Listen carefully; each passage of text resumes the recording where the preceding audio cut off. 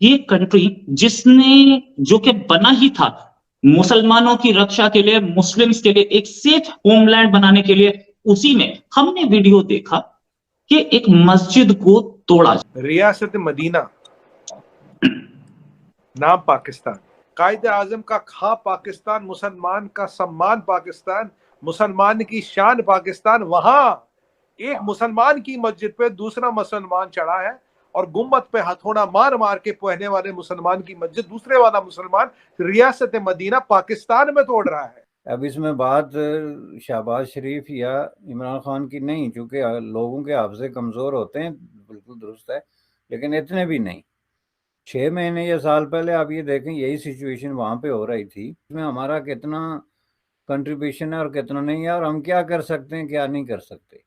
कराची में मैं देख रहा था कि वहाँ पे अहमदिया जो मॉस्क है, जमात खाना है, उसको गिराया जा रहा है। पाकिस्तानियों की एक बहुत ही पुरानी आदत है, 10-20 साल 50 साल पुरानी भी नहीं, सदियों पुरानी, जो ताकतवर पड़ रहा हो उस तरफ शिफ्ट हो जाना, जिस तरफ ज़्यादा ताकत दिखे उस तरफ वो चले जाना। इसी तरीके का जो हमको, यही जिनका पैटर्न है, वही हमको आज भी होता हुआ नज़र आ रहा है। जब आज नज़र आ रहा है कि भारत मजबूत हो गया है, जब आज नज़र आ रहा है कि नरेंद्र मोदी जी बहुत ही ज़्यादा मजबूत हो गए हैं विश्व के पटल पर, उनसे ज़्यादा मजबूत कितने भी नेता हों, कहने को अलग अलग तरीके के बोलते रहते हो, लेकिन कोई नेता नहीं है दुनिया में जो आज नरेंद्र मोदी जी को चैलेंज कर सकता हो, जो आज नरेंद्र मोदी जी से ऐसे दौड़ दौड़ के आगे कूद कूद के हाथ ना मिलाता, गुल्ले ना मिलता, ऐसा कहीं ना तो नहीं। यही सब चीज़ें, तभी मोदी जी तो मेरे आइडल हैं, मोदी जी मेरे ये हैं। असलियत क्या है सबको पता है, लेकिन ड्रामेबाजी कराने के लिए इनसे अच्छा एक्टर कोई हो नहीं सकता। कि आपने जो इस वक्त बोया है कि आपके दौर में तालिबान जिरगे कर रहे थे मट्टा में और सवात में, और आपके वजीर चुपचाप भत्ते दे रहे थे। आप दुश्मन को इतनी स्पेस दे चुके हैं कि अब उसको कोई खौफ नहीं है, ना उसको जियोपॉलिटिकल थ्रेट है दुनिया में, ना पाकिस्तान की तरफ से कोई मिलिट्री थ्रेट है। भारत के डर ने इनकी सेना को नपुंसक कर दिया, भारत के डर से इनकी सेना नपुंसक हो चुकी है, सच्चाई है। आज देखिए, डॉक्टर अब्दुल कदीर ने हमारे लिए एटम बम बनाया, हमने उसे सड़कों पर जलील करवा दिया। अगर यहाँ पर मिसाल ले ले, एजीपी अब्दुल कलाम ने इंडिया का जो एटॉमिक पावर बनाया, तो उन्होंने उसको इतना रुतबा दिया कि मुल्क का प्रेसिडेंट बना दिया एक मुस्लिम को। हुकूमत जो है उसके पास चॉइस कोई नहीं है, चॉइस के कि वो इन सारी बातों पे जो IMF की प्रिस्क्रिप्शन है इस टाइम, उसकी डिक्टेशन को कबूल करे और वो सारी चीजों पे अमल करे। हमारा कश्मीर भी ले गए, हमारी इज्जतें भी लूटी, अब ये पूरे बाकी पाकिस्तान को भूखा और प्यासा भी मारेंगे। आपको तलवार निकालनी पड़ेगी। अगर आपने कश्मीर की जमीन के लिए जंग नहीं की, तो कश्मीर के पानी के लिए तो आप करेंगे, और न करें तो भूखे और प्यासे मरेंगे। और आज कहाँ है OIC, आज कहाँ है उम्मा, आज कहाँ सऊदी अरबिया, आज कहाँ है ईरान, इराक, आज कहाँ अल जजीरा, कहाँ है BBC, कहाँ गए सब? बाहर आओ, डॉक्यूमेंट्री बनाओ, औकात है BBC डॉक्यूमेंट्री बनाओ। तरफ मिलिट्री ऑपरेशन हो रहे हैं, कहीं पे मस्जिदों पे हमले हो रहे हैं, कहीं पे मस्जिदों में दहशतगर्द घुस के मस्जिदें जो है वो तोड़ देते हैं, मस्जिदों पे हमले कर देते हैं, और कई जगह पे ये होता है कि हम खुद ही मस्जिदों को जो है वो गिरा देते हैं। अभी कराची में मैं देख रहा था कि वहाँ पे अहमदिया जो मॉस्क है, जमात खाना है, उसको गिराया जा रहा है और तोड़ा जा रहा है, और लोग उसके ऊपर चढ़े हुए हैं, उसके वो कर रहे हैं। इसी तरह ईसाइयों के साथ होता है, इसी तरह लगभग और माइनॉरिटीज़ के साथ भी होता है पाकिस्तान में।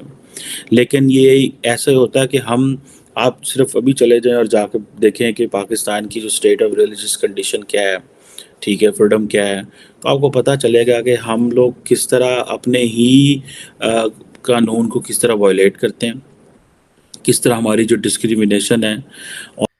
बेसिकली आपने बात की डॉलर की, तो डॉलर की जो करेंसी की जो वैल्यू इस वक्त वहाँ पे है, ये तो एक बहुत बड़ी ग्रिम किस्म की एक रियलिटी को रिफ्लेक्ट करती है। हम आज़ाद जदीद मईशत को मानने के लिए तैयार हैं। डॉलर का रेट फिक्स कर दो, कोई ऐसा तरीका कर दो बिजली का रेट फिक्स हो जाए, कोई ऐसा तरीका हो जाए गैस का रेट फिक्स हो जाए, सारी चीज़ें फिक्स हो जाएं, जिसमें डॉलर को एक बेसिक करेंसी के तौर पे माना गया। ये करेंसी की डिवैल्यूएशन या वैल्यूएशन का मसला करेंगे लाजमी, लेकिन हम एकदम तो नहीं कर सकते कि हम अगर एकदम करेंगे तो अवाम तो हमारे गले पड़ जाएंगे। इसलिए अब हमें मौका दें, हम स्टेप बाय स्टेप कर रहे हैं। मैं नहीं कहता कि अवाम को वोट का बाइकाट करें, मैं कहता हूं कि अवाम जो है वो नए ऑप्शंस पे गौर करना शुरू हों और इस कंस्पिरेसी का हिस्सा ना बने। मसलन मैं आपको बताता हूँ, ये जो डॉलर है कि ये मेन करेंसी है, और उसी के तहत उसी कॉन्फ्रेंस में जो ब्रिटेन जो न्यू हैम्पशायर में हुई थी, हमने हर दफ़ा हर फोरम के अंदर उनसे बात की, और उसका 10,000 एम्प्लॉय का दर्द है, जिसने 10 रखे उसके 10 का दर्द है। बात यह है कि हमारे ताजिर, हम बहैसियत मुसलमान, हम ये सोचना है और सोचना ही है, इसके बगैर आपकी कोई ना ग्रोथ है ना आपका कोई मामला है, कि जब तक आप अपने मुलाजमीन का हुकूक पूरे ना करें। तो उस सूरत में अगर आप आवाम को भूखे भी मारे हैं तो वो बड़े अमन और सुकून के साथ आपके पास बैठ के, हालांकि आपके पेट भरे होंगे तो भूखा मरने के लिए तैयार होंगे, लेकिन आप अगर उनके साथ फ्रॉड कर रहे हैं, ये फ्रॉडुलेंट पॉलिटिक्स है, इसको फ्रॉडुलेंट पॉलिटिक्स समझा जाता है। और नेक्स्ट इलेक्शन में जो वो ऑलरेडी तय कर चुके हैं। कराची का ताजिर सनतकार जो है वो इंतहाई शाइस्ता तबीयत के हामिल हैं। पूरे मुल्क के अंदर यही वजह है कि उनका पूरा फोकस जो है ना कारोबार के ऊपर होता है, और यही वजह है कि सबसे बड़ी चैरिटी भी कराची से होती है। वजह है ना, देखें बात ये, अभी हमारे पास जो है वो मिनिस्टर इंडस्ट्रीज़ तशरीफ़ लाए, तो मैंने उनसे ये बात की कि देखें बात ये, आपको मिनिस्टर इंडस्ट्रीज़ नहीं बनना, आपको इस इंडस्ट्री का सरपरस्त आला बनना है। आप अगर अपना किरदार एज ए सरपरस्त आला हमें अदा करेंगे, और ऐसी सिचुएशन का जो सबसे बड़ा नुकसान है वो गरीब आदमी को है कि हमने अपने इस गुरु को वोट देना है, या अपने इस पीर फकीर को वोट देना है, या अपने इस रहनुमा को देना है, उसको वो थोड़ा सा रिकंसिडर करें कि ये हम अपने वोट्स के साथ कर क्या रहे हैं। अब जो भी रास्ता निकालना है वो उनके इस जर्री या मॉनेटरी सिस्टम के अंदर से निकालना है। अब प्रॉब्लम यह है कि हमारे यहाँ पढ़े लिखे लोग तो बहुत कम हैं। इसी तरह यह साबित किया जाए कि आज़ाद जदीद मईशत कमांड इकोनॉमी या रूस की कम्युनिस्ट बेस्ड इकोनॉमी से बेहतर है। इसमें बुनियादी तौर पे ये सारे सवाल आपस में जुड़े हुए हैं। मैं समझता हूँ कि इट्स वेरी जो इंटरनली जो कनेक्टेड किस्म का एक थीम है। बेसिकली आपने बात की डॉलर की, तो डॉलर की जो करेंसी की जो वैल्यू इस वक्त वहाँ पे है, ये तो एक बहुत बड़ी ग्रिम किस्म की एक रियलिटी को रिफ्लेक्ट करती है। जिस डॉलर को हम 60 पे रखना चाह रहे थे, आज वो 250 पे बड़ी मुश्किल से पकड़ में आ रहा है। तो आपको समझना पड़ेगा कि आज़ाद जदीद मईशत का दौर आ चुका है। IMF की शराइत क्या है? IMF देखो हमें नोटू देता है, उधार देता है, कर्जा नहीं, कर्जा वर्ल्ड बैंक देता है। एक तरफ तो भारत में आज भी बड़ी टीम पाकिस्तानी अधिकारियों की लगी हुई है, जिसका सिर्फ और सिर्फ उनको इसी मकसद से भेजा गया कि इंडिया के साथ में जो ट्रेड है वो चालू करवाओ।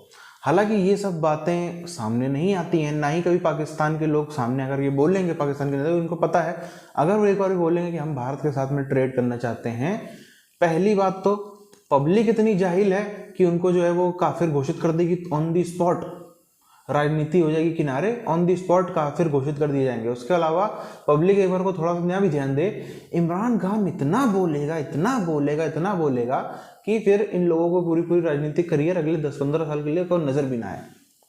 इसी तरीके पे आप देखते हो, हमको बार बार देखते हैं जो इनके बिलावल भुट्टो जरदारी हैं, उसको भी वो भी अजीब दुनिया भर की बातें करता रहता है, बूचर ऑफ गुजरात और ये और वो, उसको भी औकात पता चल जाती है। यहाँ पर बोलता है भारत को, और वहां पर जाकर के ये लोग जितने भारत के खिलाफ बोलते हैं ना, आप देखो ये बहुत बड़े एसेट है भारत के लिए।